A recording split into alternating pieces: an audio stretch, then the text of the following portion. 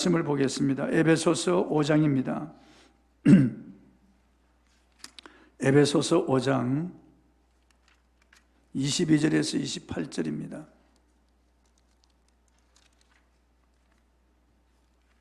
이완 목사님 안 계시나요? 이 모니터에 쇠소리가 나고 전기 접촉 소리가 나서요.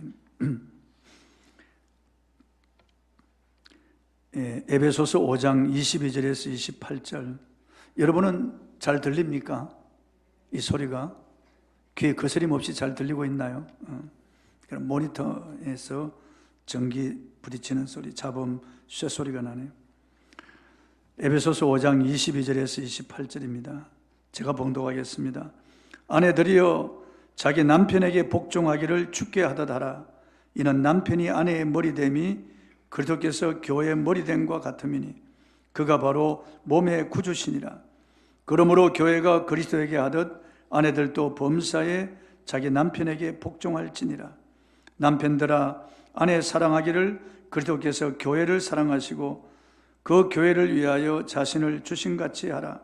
이는 곧 물로 씻어 말씀으로 깨끗하게 하사 거룩하게 하시고 자기 앞에 영광스러운 교회로 세우사 티나 주름 잡힌 것이나 이런 것들이 없이 거룩하고 흠이 없게 하려 하심이라.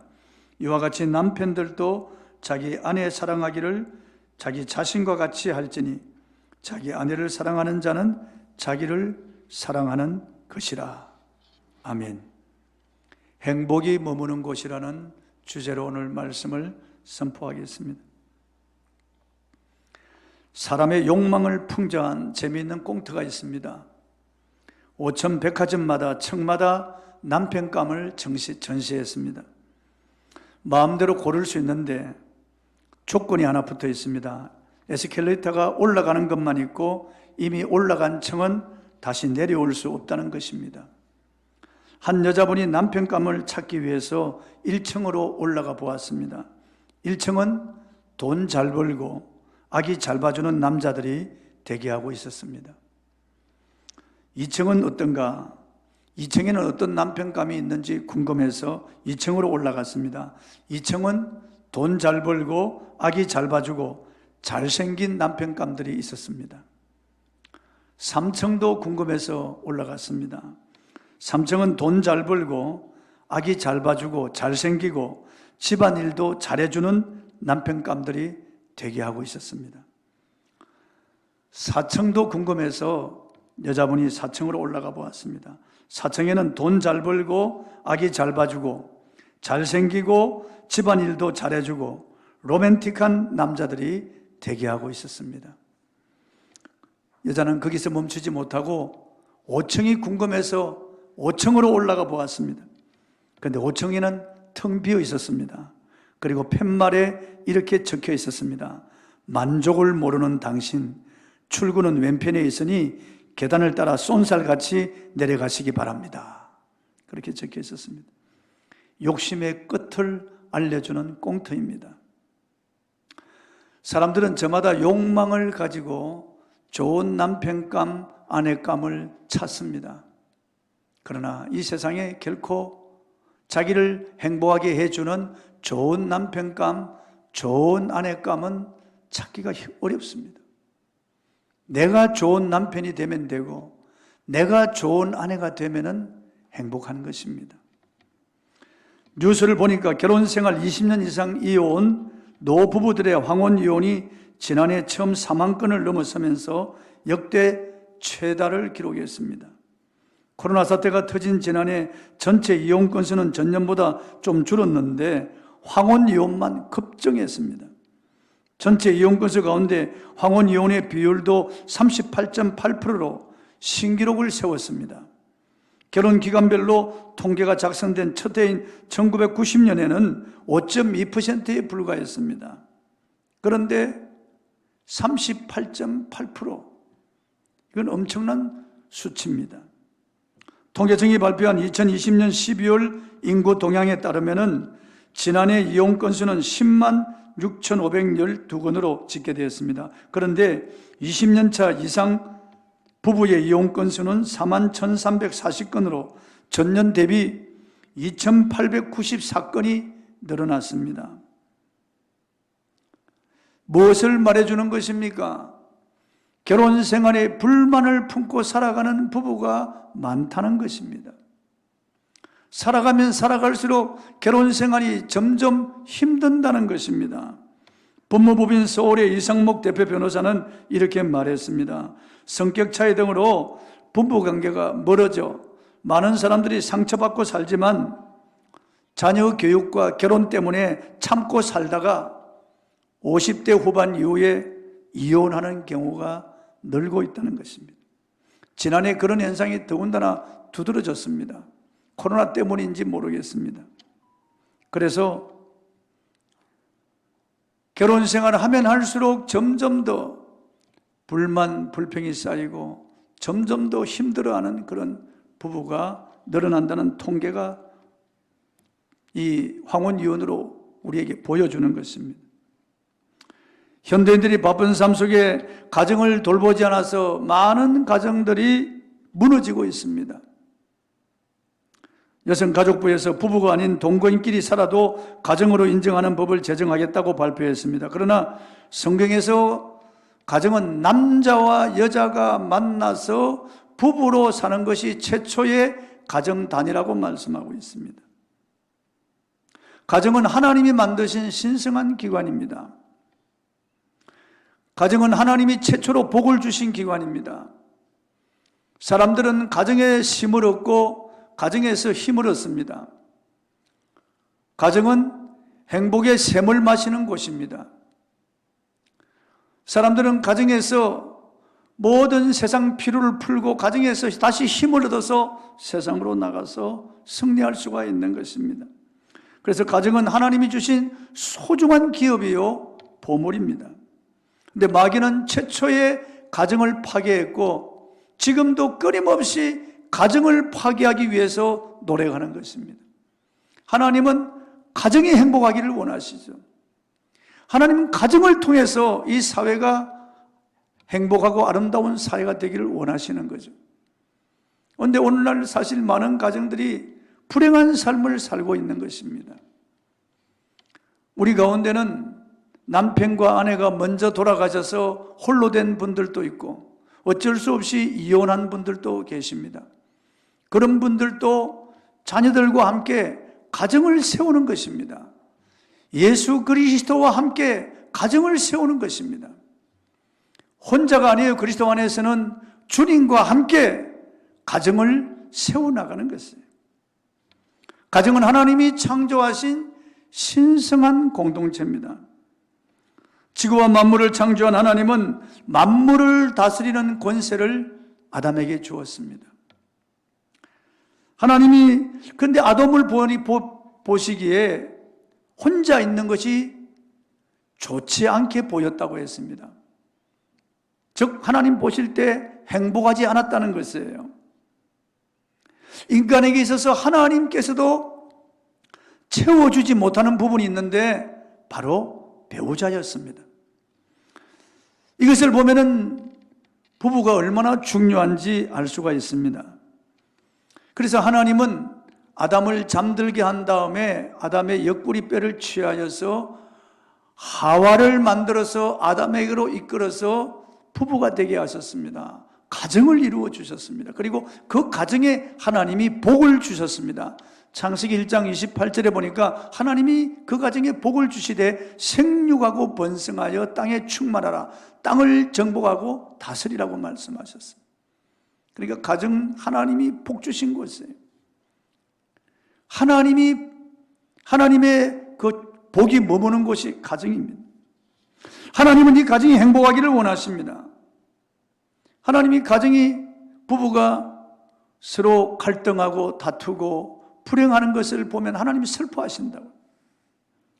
인간의 존재 목적이 하나님을 영화롭게 하는 것인데 가정의 존재 목적도 하나님을 영화롭게 하는 데 있습니다. 그러므로 여러분의 가정이 갈등하고 다투고 병들고 상처받고 무너져 가고 있다면 오늘 하나님의 말씀을 통하여 결심하고 다시 우리의 가정을 치유하고 회복시키고 무너지는 가정을 다시 세우는 그런 기회가 되기를 바랍니다. 헨리 포드는 세계적인 자동차 제작회사 포드의 창설자이죠. 그리고 자동차 왕으로 불리는 분입니다. 헨리 포드는 사업에 성공한 뒤 처음으로 자신의 집을 지었습니다. 그 집은 자신이 농부의 아들로 태어나 어릴 때 뛰어놀던 밭 가운데 거기 작은 집을 지었습니다. 주택이라고 하기에는 좀 초라한 그런 집에 살고 있던 이 포드에게 어느 날 부하 직원이 찾아왔습니다. 그리고 이렇게 물었습니다. 사장님 저택답게 다시 크고 어리어리하게 건축할까요? 그러자 헨리 포드는 건물을 세우는 것이 문제가 아닐세 그 속에 가정을 세우는 것이 문제지라고 대답했습니다. 아주 의미심장한 말이라고 볼 수 있습니다. 포드가 80세 생일 만찬에서 기자가 질문했습니다. 당신이 이룬 일들 가운데 가장 크고 중요하게 여기는 일은 무엇입니까? 아마 기자는 자동차를 발명한 것입니다. 그리고 포드 공장을 세운 것입니다. 그런 답을 얻기 위해서 아마 그런 질문을 한 것 같습니다. 그런데 포드는 이렇게 대답했습니다. 주저하지 않고 바로 나의 가정입니다. 자기가 세운 업적 가운데 가장 중요한 것이 자기 가정이었다는 거죠. 여러분, 이 가정을 세우는 일이 쉽지 않습니다. 가정을 세우는 일이 우리의 수고와 힘과 땀과 정성과 눈물을 필요로 하는 것이에요. 우리 화단에 아름다운 꽃들이 만발한데 그 꽃들을 가꾸기 위해서, 아니 그 화단을 망가뜨리기 위해서 뭐 돌을 던져 넣거나 쓰레기를 집어넣을 필요가 없습니다. 그대로 두면은, 가만히 있으면은 잡초가 나서 무성해져서 그냥 화단은 망가지고 마는 것입니다.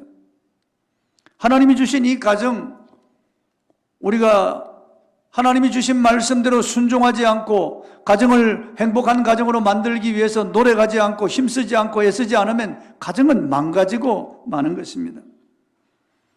행복한 가정을 이루기가 쉽지 않습니다. 같은 이상을 품고 같은 꿈을 가지고 같은 길을 걸어온 빌 게이츠와 멀린다가 5월 3일 트위터에 동시에 이혼한다는 글을 올렸습니다. 그 두 사람은 27년간의 결혼 생활에 종지부를 찍고 이혼한다는 발표를 한 겁니다. 빌 게이츠는 작년 인스타그램에 부부의 다정한 사진을 올린 뒤 아내를 이보다 더 좋은 배우자는 없을 것이라고 칭찬했습니다. 그런데 그때도 사실 딴 여자와의 관계를 이어오고 있었다는데 놀라지 않을 수가 없습니다. 빌 게이츠가 멀린다를 택한 것은 그 회사에 신입사원으로 들어왔을 때입니다. 그때 빌 게이츠는 다른 여자와 사귀고 있었습니다. 그런데 그 여자와 통화하고 이 멀린다를 선택을 했습니다. 그런데 결혼한 후에도 계속해서 그 여자와의 관계를 이어왔다는 것입니다. 정말 알다가도 모를 일입니다. 세기에 대해 부호입니다. 이들의 재산은 수십조입니다. 사람들은 이들의 이혼에 관심이 있는 것이 아니고 위자료를 얼마나 주는다, 그게 관심이 있는 거예요. 이 세상에 수많은 가정에 눈물이 흐르고 있고 아픔과 갈등이 끊임없이 이어지고 있습니다. 그리스도인들의 가정에는 이런 일이 없을까요? 아닙니다. 예수 잘 믿는다는 사람들의 가정에도 불행한 일들이 얼마든지 일어나고 있습니다. 오랜 신앙생활을 한 사람들의 가정에도 골마, 그게 터지기 직전에 그런 가정들이 많습니다. 신앙 좋다는 사람들의 그 가정에도 자녀들이 탈선하고 방황하는 그런 자녀들이 많습니다. 교회 와서는 목사요, 장로요, 권사요, 집사라도 그 가정의 내면을 들여다보면은 상처와 신음이 끊임없이 이어지고 있는 가정들이 많다는 거예요. 그래서 부부는 부부밖에 모른다는 그런 말이 있습니다. 옳은 말 같아요. 겉으로 보아서는 모른다는 거예요. 빌 게이츠나 멀린다가 사람들 앞에 설 때 얼마나 다정한 그런 모습으로 포즈를 취하는지 알 수 없어요. 지금 세계 제일의 부자가 아마존 창업자인데 이 사람도 얼마 전에 이혼했습니다. 그리고 이혼 이자료가 수십 조를 주었어요. 그 여자는 이혼하고 난 다음에 자기 아이 다니는 학교 선생하고 다시 재혼했습니다.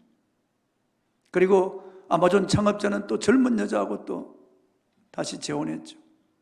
돈이 아무리 많아도 가정에 문제가 생기면은 돈으로 행복을 살 수가 없는 거예요.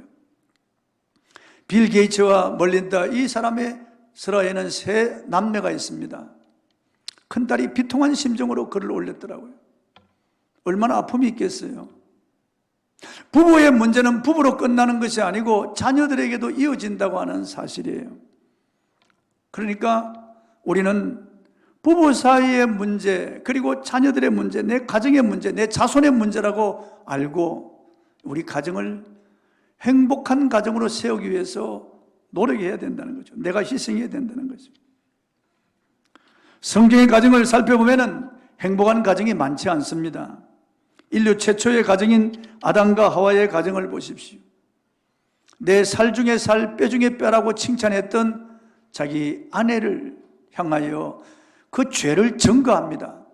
아내를 비난하는 거예요. 아내는 남편을 또. 그리고 그의 큰아들 가인이 동생 아벨을 죽이는 끔찍한 비극이 이 가정에 일어납니다.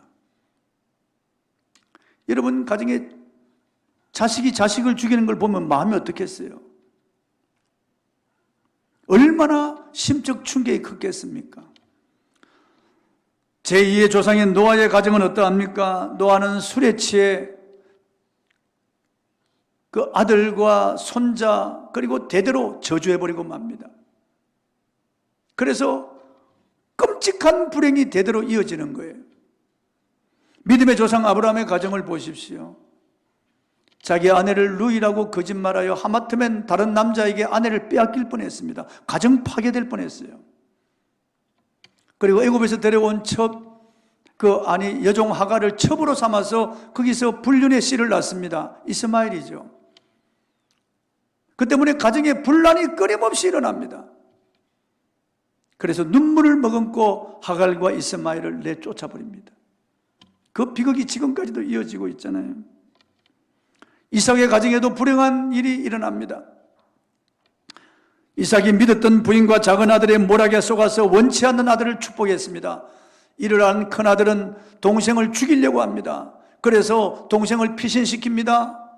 수십 년 동안 아버지와 아들, 어머니와 아들이 생이별을 하는 거예요. 아버지가 죽을 때야 되어서 돌아옵니다. 기가 막힐 일이죠. 야곱의 가정에도 눈물이 많습니다. 남편의 사랑을 갈구하던 레아의 서름과 아픔은 가슴을 아프게 하고 요셉의 실족으로 인하여 야곱은 피눈물을 흘립니다. 사사들의 가정에도 불행한 일들이 너무 많이 일어납니다. 다윗의 가정 행복한 가정이 아니었어요. 솔로몬의 가정도 불행했습니다. 호세아의 가정도 불행했어요. 어느 한 가정 행복하다고 말할 수 있는 가정이 없습니다. 그러니까 우리가 가정생활을 행복하게 영위하는 것이 얼마나 힘든지 알 수 없습니다. 분명한 것은 가정이 행복하기 위해서 주님을 모시고 주님이 말씀하신 그 말씀 위에 가정을 세워야 된다는 거죠. 무엇보다 소중한 것은 가정인 줄 알고 가정의 행복을 위해서 노력해야 되는 거죠. 직장생활도 사업도 중요하지만은 사회생활도 중요하고 인간관계도 중요하지만은 내 가정보다 중요할 수가 없는 거예요.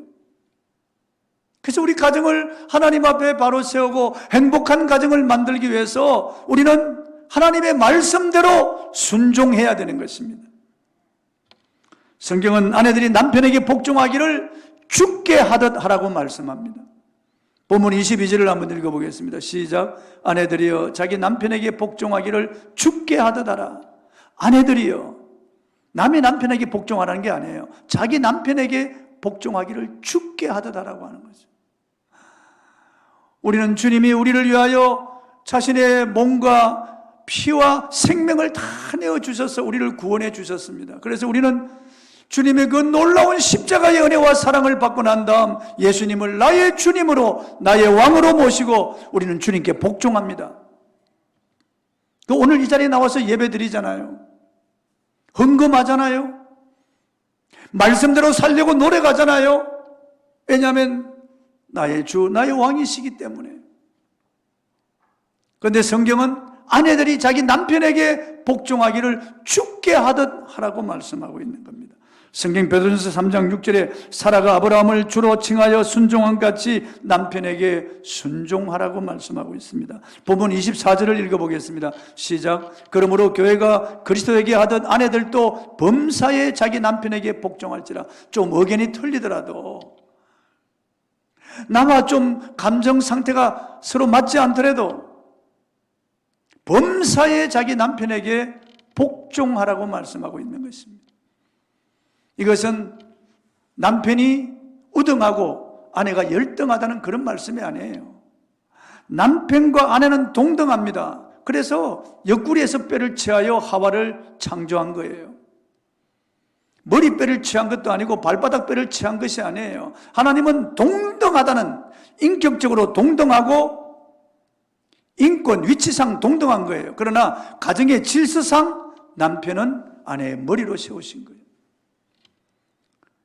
바다를 항해하는 배에도 선장이 있고 항해사가 있고 기관장이 있잖아요. 이 사람들은 다 동등해요, 인격적으로. 이 사람들은 각각 자기 맡은 일에 충실하면 되는 거예요. 그러나 이 배의 이 질서, 위계상 선장의 말을 따라야 되는 거예요. 사공이 많으면 배가 산으로 간다는 말이 있잖아요. 선장은 한 사람이 되어야 되는 거죠. 가정에도 하나님이 선장으로 남편을 세웠다는 거예요. 동등한 인격체지만은, 우열이 없지만은 가정의 행복상, 질서상 하나님이 세운 위계상 남편이 가장이라는 거예요. 머리 되는. 그렇기 때문에 아내는 남편에게 범사에 복종하라는 거죠. 우리는 주님께 복종하겠다고 세례를 받고 우리는 그리스도의 백성들이 되었잖아요. 복종하기로 서약을 하고 우리가 그리스도께 속한 사람이 되었잖아요. 마찬가지로 범사의 아내들도 남편에게 복종하라는, 그래야 가정에 평화가 온다는 거죠. 아내가 남편의 머리가 되겠다고 그러면 가정에 평화가 오지 않습니다. 자기 주장을 세우고 남편을 발로 밟고 막 바가지를 끌고만, 어떤 사람은 오선지를 세우고, 그래서 남편을 핥히고 그렇게 뜯어놓으면 이런 남자가 밖에 나가서 어떻게 길을 펴고 일할 수 있겠어요? 어떻게 사회생활 승리할 수 있겠습니까? 아내가 남편을 존중히 여기고 좀 의견이 안 맞더라도 일단은 복종하고, 그래서 남편을 남편으로 인정하고 가정의 가장으로 인정하고 머리로 세워줄 때 이 사람이 사회에 나가서 정말 힘있게 이 세상에서 자기 맡은 일을 감당할 수가 있는 것입니다. 또 성경은 남편들이 아내 사랑하기를 주님께서 교회를 위하여 자신을 주신같이 하라고 말씀하고 있습니다. 본문 28절입니다. 읽어보겠습니다. 시작. 이와 같이 남편들도 자기 아내 사랑하기를 자기 자신과 같이 할지니 자기 아내를 사랑하는 자는 자기를 사랑하는 것이라. 그리스도께서 교회를 위하여 자신을 주신같이 남편은 아내를 위하여 자신을 내어주라는 거죠. 자기 자신같이 아내를 사랑하고 연약한 그릇으로 알고 기업을 함께 유업으로 물려받을 사람으로 알고 이렇게 아내를 소중히 여기고 이렇게 아내를 존귀하게 여기고 아내 사랑하기를 자기 자신같이 하고 그리스도께서 교회를 위하여 살과 피와 생명을 다 내어주어 교회를 사랑하신 것처럼 그렇게 아내를 존귀 여기고 사랑하라는 거죠. 여러분, 복종하는 것은 크게 어렵지 않습니다. 좀 싫어도 참으면 돼요. 그러나 아내를 위하여 자신을 내어주는 것은 쉽지 않은 거예요. 주님이 교회를 위하여 자신을 다 내어주신 것처럼 그렇게 내어주기가 쉬운 게 아니에요. 그러니까 남편도 아내도 하나님이 주신 명령은 다 무거운 거예요. 무거운 거예요. 아내들도 남편에게 복종하기를 주께 하듯 하고 남편도 아내 사랑하기를 주님이 교회를 사랑하듯이 자신을 내어주신 같이 사랑하라. 그래서 피차간에 서로 사랑하고 피차간에 서로 용서하고 피차간에 서로 복종하면서 힘을 써서 가정을 이끌어가라는 거예요.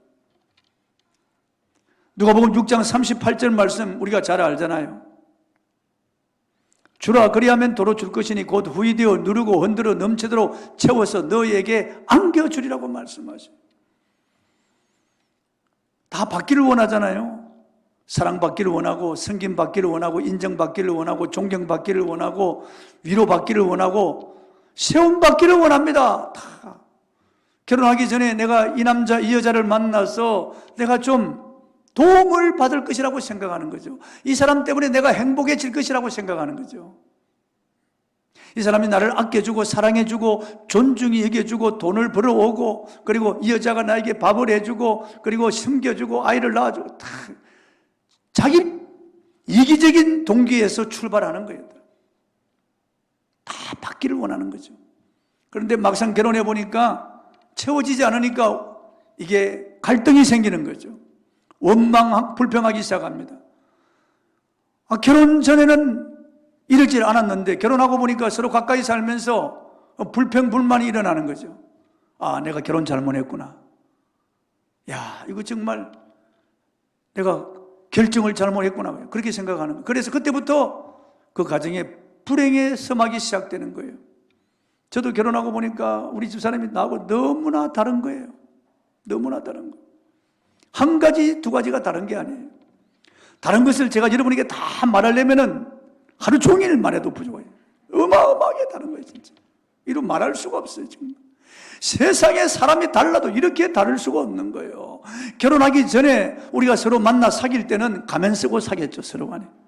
연애할 때는. 근데 딱 결혼 가면 딱 벗는데 놀랬다니까, 제가. 서로 간에 놀래는 거죠, 뭐. 저 사람도 날 보고 놀랬을 거예요. 이 남자가 이럴 줄 몰랐다는 거죠. 첫날 밤에 이제 잠자리에 들기 위해서 제가 불을 딱 껐습니다. 그러니까 이 사람이 놀래는 거예요. 불 끄지 말라는 거예요. 아니 잠자리에 들면 불을 끄고 자야지. 그래서 보니까 자라나면서 우리 장인이 사업을 하면서 도매상을 했기 때문에 밤에도 사람들이 많이 이렇게 왔다 갔다 했어요. 그러니까 불을 켜놓고 잤어요. 그 20몇 년간 불 켜놓고 잤어요. 저 집안의 환경이 그래요. 그래 그게 몸에 배어가지고 불 끄면 두려워서 못 잔다는 거예요. 여러분 이런 여자하고 살겠어요, 여러분? 자, 먹는 것도 이렇게 완전히 다른 거예요. 저는 콩을 좋아하는데 이 사람 콩을 너무 싫어하는 거예요. 저는 고구마를 싫어하는데 이 사람 고구마를 너무 좋아하는 거예요. 이만 저만 다른 게 아니에요. 저는 성격이 좀 꼼꼼한 편이고 잘 챙기는 편인데 이 사람은 이런 들었다리 저런 들었다리 만수상 들은지기 얽혀진 들었다리 그렇게 사는 사람. 그러니까 너무 갈등이 많고 다툼이 많았죠. 참 힘들었어요. 내 편에서 생각하니까 그런 거예요. 불만이 일어나는 거죠. 불만이 일어나는 거예요.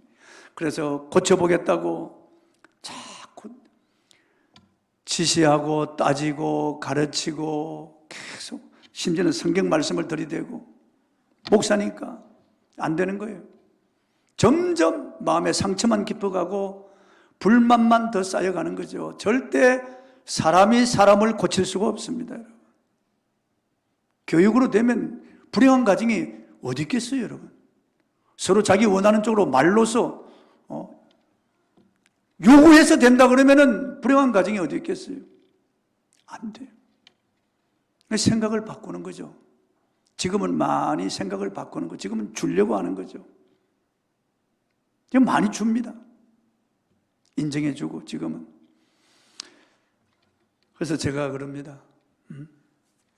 내가 당신보다 빨리 죽겠다고. 그래 기도한다고. 당신은 내 죽고 나면 자식들하고 잘 먹고 잘 살라고. 자기 죽겠다고 말 안 합니다. 그래도 가만히 입을 다물고 있어요. 여러분 가정에서 일어나고 있는 다툼과 분란이 대개 말 때문에 일어납니다. 여러분 이 나라와 민족을 위해서 싸우는 부부가 어디 있나 여러분. 그런 부부 별것도 아닌 사소한 말 한마디 때문에 싸우는 거예요. 작은 불이 큰 숲을 태우듯이 말이에요. 말 한마디가 얼마나 중요한지 알 수 없습니다, 여러분. 그래서 화목한 가정을 만들기 위해서는 서로 말을 조심해야 돼요.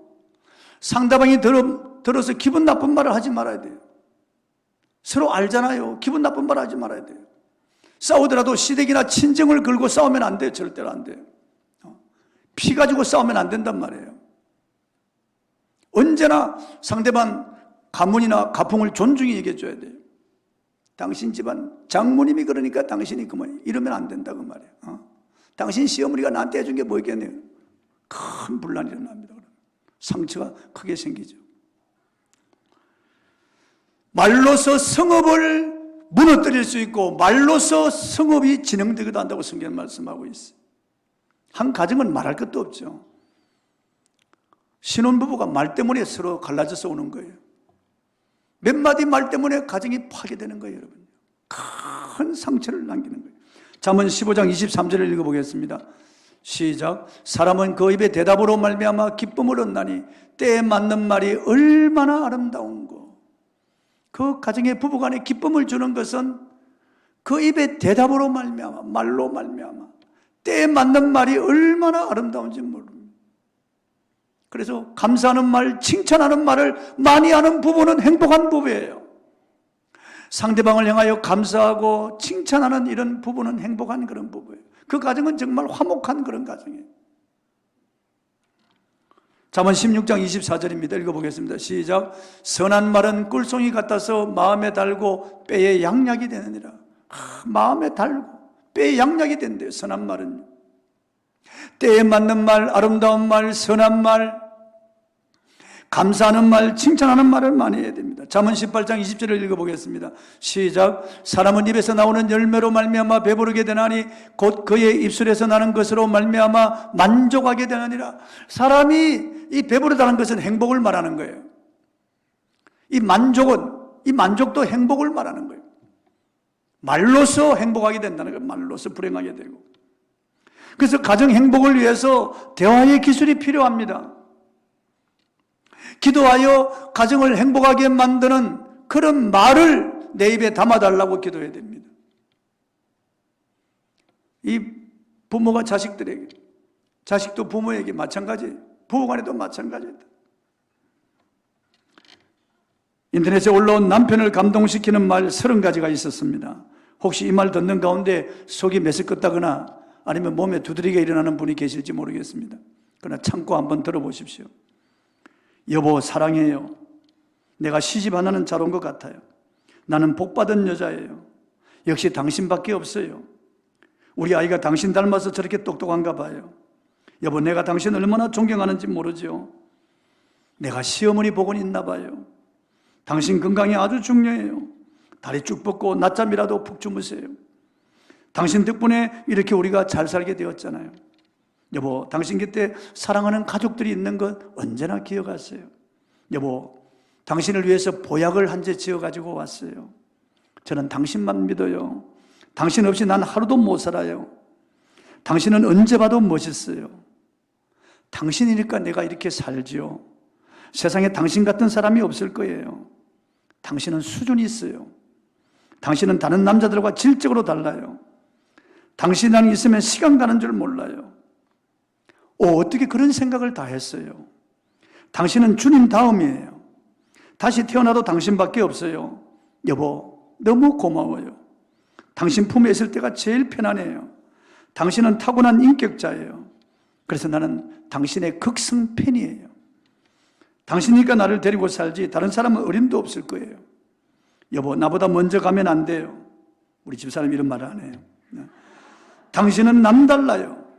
당신을 보고 있으면 마음이 따뜻해져요. 당신이 원하는 것은 뭐든지 다 해주고 싶어요.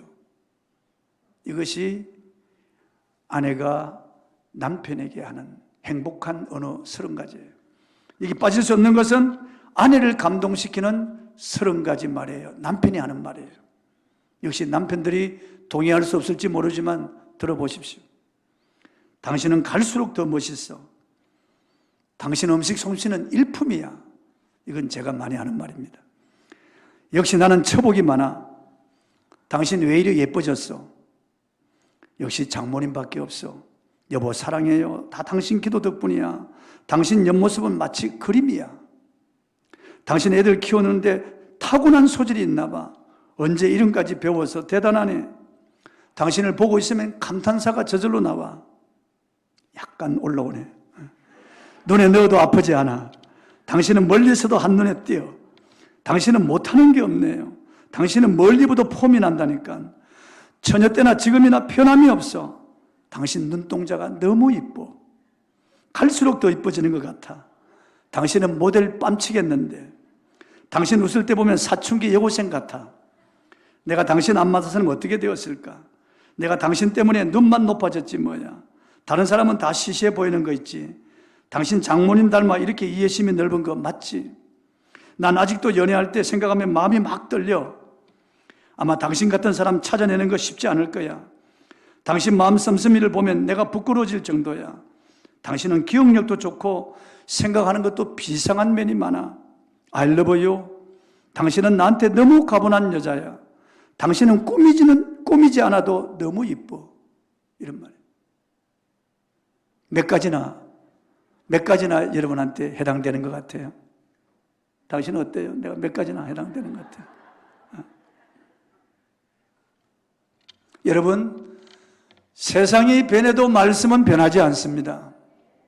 인간의 방법으로 가정을 세우려고 노력하는 건 좋습니다. 그러나 인간적인 방법으로 되지 않습니다. 하나님이 우리를 지으셨고 하나님이 가정을 창조하시기 때문에 가정의 행복은 하나님이 너무나 잘 아시는 거예요. 기계를 만든 사람이 기계를 잘 고치듯이 기계의 성능을 원활하게 잘 사용할 수 있도록 하는 것처럼 하나님이 우리를 창조하셨기 때문에 하나님이 가정을 지으셨기 때문에 가정의 행복은 하나님 말씀대로 사는 것입니다. 아내는 남편을 머리로 알고 가정의 위치로 알고 복종하고 남편은 아내를 사랑하되 주님이 교회를 위하여 자기를 주신같이 사랑하는 거죠. 너희가 남에게 대접을 받고자 하는 대로 먼저 대접하라. 이것이 율법이요 선지자니라고 말씀하셨어요. 내가 먼저 섬기고 내가 먼저 사랑하고 내가 먼저 이해하고 내가 먼저 세워줘야 되는 거죠. 내가 먼저 희생하고 내가 먼저 도와주고 내가 먼저 격려해야 되는 거죠. 칭찬의 말이 없을까? 칭찬할 것이 없을까? 찾아봐야 되는 거예요. 찾아봐야 되는 거예요. 칭찬은 보약 삼척보다 낫다고 그러잖아요. 칭찬은 고래도 춤추게 한다 그러잖아요. 제가 전에도 말씀드렸듯이 이 설교를 들은 한 할머니가 집에 가서 남편을 칭찬하려고 하는데 칭찬거리가 없더래요. 옆을 봐도 앞을 봐도 뒤를 봐도 아무리 봐도 저 인간 칭찬할 거리가 없더라는 거예요. 그런데 어느 날 여름에 선풍기를 이렇게 수리한다고 선풍기 날개 이렇게 도랍을 가지고 돌린다 보니까 여기 알통이 조금 남아있더래요. 우와, 당신 알통이 남아있네. 그랬다는 거예요. 우와, 당신 알통이 남아있네. 근데 그날 저녁에 밥을 해놓고 남편을 찾아보면 남편이 없는 거예요. 바깥에 나가서 찾아봐도 없고 집안을 다 찾아봐도 없는 거예요. 근데 지하실에서 딸그락 소리가 들리는 거죠. 그 지하실 문을 열고 계단을 내려가 보니까 거울을 앞에 놓고 아령을 들고 있더라는 거예요. 이렇게. 참 칭찬은 사람을 변하게 하는 거예요, 여러분. 너무 기분 좋게 하는 거예요. 빈말이라도 여러분 칭찬하십시오. 빈말이라도 칭찬해 주십시오. 애써 칭찬할 거리를 찾아내서 칭찬하고 서로가 서로에게 감사하십시오. 여러분 사는 날이 그렇게 길지 않습니다. 잠깐 있다가 사라지는 안개와 같은 인생이에요. 여보 당신 부를 날이 그렇게 많지 않습니다. 먼저 떠나보내고 혼자 되신 분들도 있잖아요. 어쩔 수 없이 이혼하신 분들도 계시잖아요. 주님과 함께 여러분의 가정을 세워나갔어요. 여러분의 자녀들을 위해서 기도하고 손자, 손녀를 위해서 기도하면서 여러분의 자녀들의 가정이 행복하기를 위해서 노력하십시오. 애쓰고 노력하십시오. 지금이라도 늦지 않습니다. 우리의 가정을 반석 위에 든든히 세우고 우리의 가정이 주님이 머무시고 행복이 머무는 가정으로 만들어야 되겠습니다. 누가 박수를 치네요. 559장